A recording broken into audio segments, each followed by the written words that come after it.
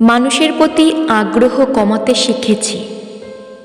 গুরুত্ব না পেলে গুরুত্ব না দিতে শিখেছি। মুখের ওপর না বলতে শিখেছি। কেউ ভালো না বাসলেও দুঃখ না পেতে শিখেছি। কেউ অবহেলা করলে তাকে উপহাস করতে শিখেছি। মিথ্যে বলছে জেনেও মিথ্যেটাকে সত্যের মতো করে শুনতে শিখেছি। কেউ অপমান করলে তার দরজায় কড়া না নাড়তে শিখেছি। নিজের ভালো থাকার জন্যে রোজ কত কি শিখেছি। এত কিছু শেখার পর যখন কেউ অহংকারী বলে তাকেও পাত্তা না দিতে শিখেছি।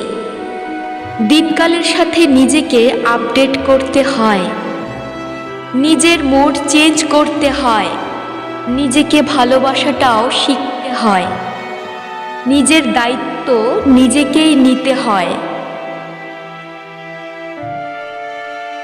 দিন শেষে স্বাবলম্বী হয়ে উঠতে হয়। কে কি ভাবলো, কে কি বলল, তার থেকেও বড় কথা আমি ভালো আছি কিনা এটাও নিজেকে জিজ্ঞেস করতে হয়।